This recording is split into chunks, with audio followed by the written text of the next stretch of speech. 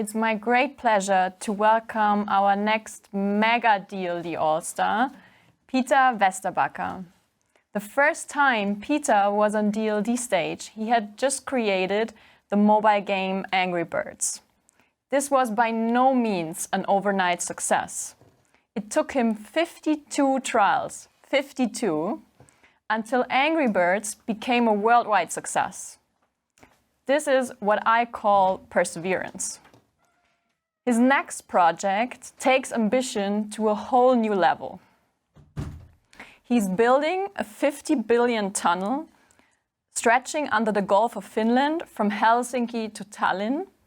And he's doing that by the end of 2024 without using any public funds. So while to many of us this sounds like science fiction, I'm sure if Peter touches his hand on this project, it will really happen. So it's my pleasure to call you up on stage, Peter. Please tell us more about your many projects. I'm so curious. Hey, yeah, thanks. And it's fantastic to be back here at DLD. Remember last time, then I was wearing also a red hoodie, different logo and all that. That was actually something that I kind of brought to Rovio, was kind of like the red color, and I always used that as actually as an example. I think I was at another conference back in the day, working for Rovio, and then went there. I think it was like in Berlin, and then I asked somebody to take a picture of the panel discussion that we were having at the conference, and then I went back to Helsinki, back to Rovio, and then I showed it to the marketing team, and then they looked at the picture and they saw, four guys on a panel, three of them wearing, like this typical like business attire, dark suits and ties and stuff, and then one guy in a red hoodie, so not like an Angry Birds hoodie or anything like that. And then I said, okay, this is like differentiation. This is how you do it.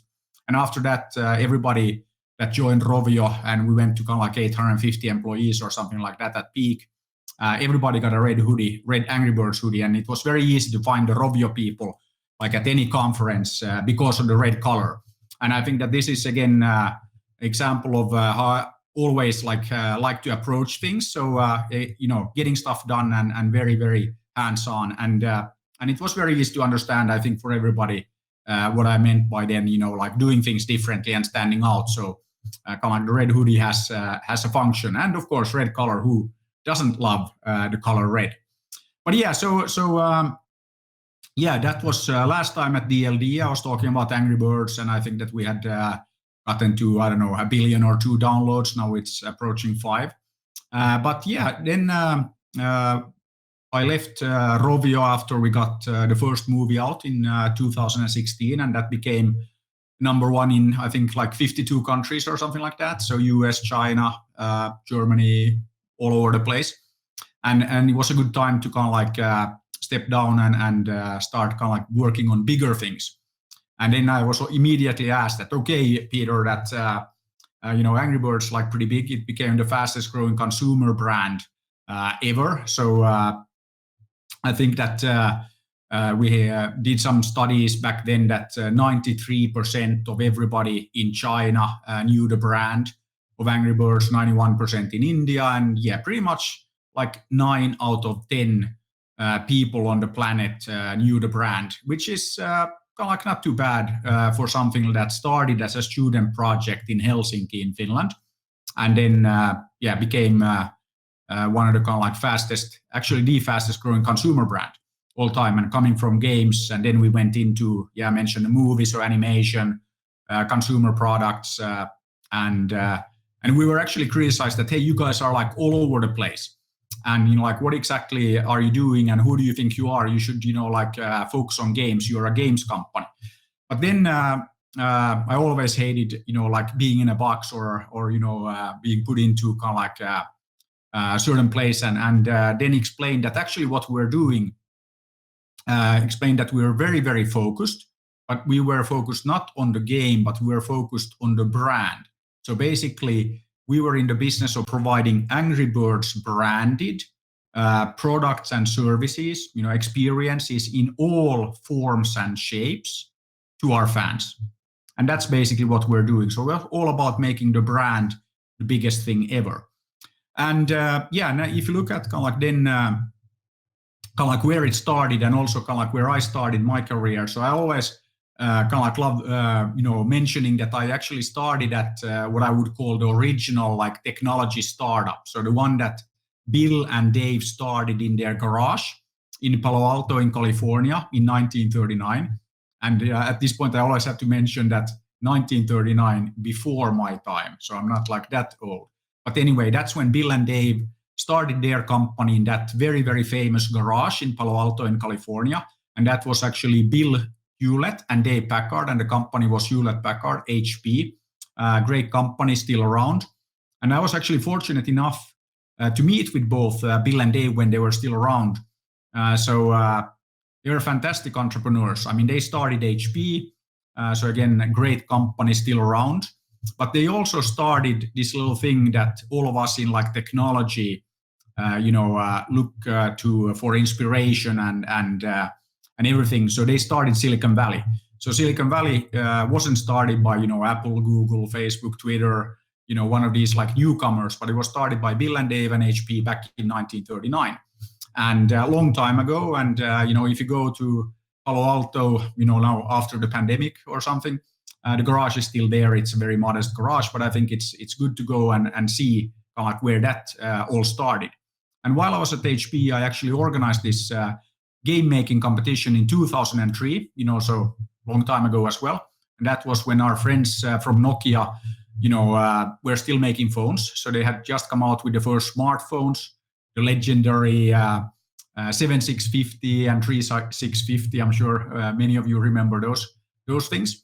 And we organized a game making competition to make games for those new smartphones. And this was many years before iPhone, Android, and all of that. And then Niklas, Kim, and Jarno, 3 young guys from Aalto University here in Finland, they took part in the competition. They won the competition, and then they came to me and said that, okay, Peter, we're like students here at Aalto, and we won this game making competition. What should we do? And then I told them what I always tell people, that best advice that I can give is that you should do what you love to do. And then they started Rovio, a company to make games. And yes, as was mentioned there, 51 games, 6 years, 50-second game, Angry Birds. So that's kind of like how it started. And then I also in 2008, or actually in 2007, I wanted to kind of like also like pay back and share like some entrepreneurial experiences and talk about startups and entrepreneurship to the Aalto University students. And I had 600 students listening to my talk about, it's okay to be an entrepreneur. And then I asked the students, like, okay, how many of you guys are going to start a company or join a startup once you graduate, or even before, which is, fine as well. And in 2007 here in Helsinki, Finland, out of 600 students, only 3 raised their hands. So that was like a disaster. So we had to do something about that. And that's why we started Slush, which then became kind of like pretty big. I think it's actually now the biggest startup conference, startup event on the planet. So that was kind of like a side effect. But what we really set out to do was to change the attitude towards entrepreneurship. So get a bit more startups going and basically inject some energy and drive into the startup ecosystem over here in what I call the finest Bay Area. And actually we succeeded with that. So 5 years after starting Slush, went back to Aalto, asked the same question, that how many of you guys are going to start a company, join a startup, and more than half the hands went up. So we made a big change in attitude, and would call it like a cultural revolution in 5 years, which is pretty amazing considering how difficult it is to start or to change attitudes like this.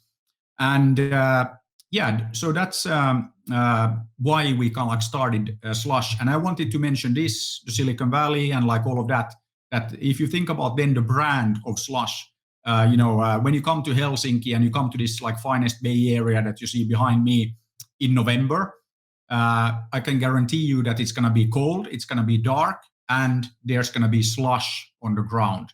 So it's very clear from the get-go that it's not the Silicon Valley. It's better. It's much better because it's different. And I mean, the Silicon Valley, as I mentioned, that's where I started my career, and it's a great inspiration for all of us in technology, around entrepreneurship and all of that. But it's already there, and you can't lead by following. You can't copy your way into leadership.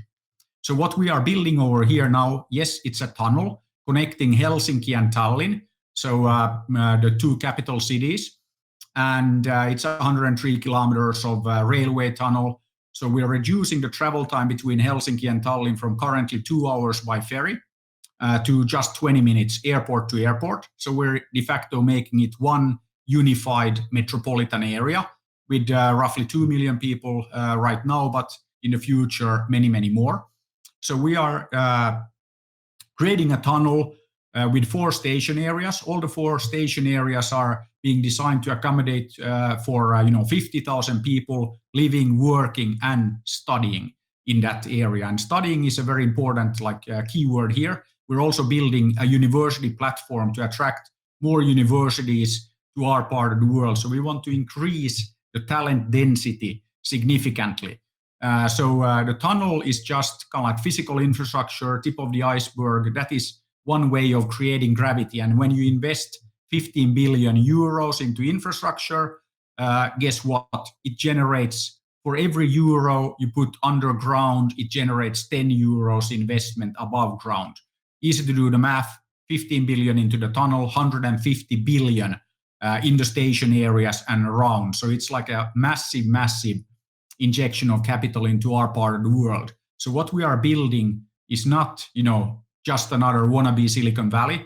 I don't know how many times I've been to various cities and conferences, and everybody tells me that, hey, Peter, Beijing will be the Silicon Valley of China. And following day, you're in Hangzhou, and you will hear the same story, that Hangzhou, Silicon Valley of China, or you go to Tokyo, and it's like the Silicon Valley of Asia, and so on and so on. And that's all good, but you always, of course, want to create something that is different, hence better. And that is what we are building here. So the finest Bay Area, it's actually facts-based because it's Finn out of Finland, Est out of Estonia. So, it's reality, finest Bay Area. We all know that there's some Bay Area in the US as well, but obviously it's not the finest Bay Area. So everything we do is, of course, carefully researched and facts-based. So I think that's something that's very, very important. So building a 15 billion euro tunnel is just the tip of the iceberg. What we're really working on is creating gravity, attracting more people over here and increasing the talent density significantly. Hence, the university platform is a super, super important part of what we do. So we're looking at increasing the number of international university students here in Finland, 250,000, 40,000 on the Estonian side. And then, of course, the expectation is that these students will, stay here after they graduate. They start companies, they work for the many fine companies that we have over here. And mentioning, the many fine companies, I always like to highlight a very important fact here, that we have the highest talent density, but we also have the highest density of unicorns. And I think that these kind of things go like hand in hand. So if you take Estonia as an example. So, I mean, of course, in Finland, we have Rovio and Angry Birds, we have Supercell, Small Giant Games, Volt, latest unicorn. But if you look at Estonia, they have 1.3 million people, that's the whole population, but they have created 5 unicorn companies, which is like amazing. So starting with Playtech, then Skype, then TransferWise, Bolt, and the latest one being Pipedrive. And I was actually at a conference before the pandemic, I need to say, in Beijing. And then there was a professor that gave a talk before me. And of course, he was very proud of the fact that China has created 200 unicorn companies, which, of course, amazing number. But then you do the math. 1.4 billion people in China, 200 unicorn companies. So that means that it takes 7 million Chinese to create just like one unicorn company. Estonia, one unicorn, 300,000 Estonians. So that's not too bad. And I think that this is, again, a great example of what is happening here in our part of the world. We have one of the most dynamic startup ecosystems anywhere on the planet. And I think that this is what we need to do over here in Europe. We need to basically do these kind of things. We need to show the way, and we're going to create something that is pretty amazing. So as I said, like using this like slush story from the beginning, that yeah, it might be cold, dark, there's even slush on the ground. So it's not the Silicon Valley, it's better. And it's better because it's different. So that's kind of like what we're doing over here. And yeah, I think that's like a good start. And if we have any questions, it sounds fantastic. Thanks so much, Peter. The finest of the Bay Area. I love this finest wordplay. That's amazing. I actually, during your talk, I changed my clothes because I have to apologize. The only way to moderate you or to welcome you is obviously in the red hoodie. So my colleague here is now topless. No, okay, yeah. But never done as well, no problem. Yeah, anyway.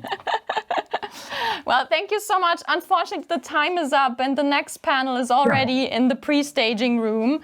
So what I wanted to say is we want to visit you with the DLD delegation in Helsinki.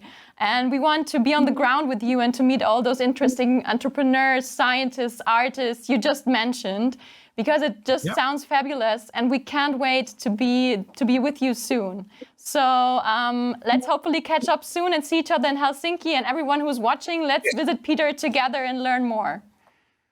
Yeah, anytime. You're more than welcome. So looking forward to seeing you all here. Thank you. Thank you for being here. Ciao, ciao.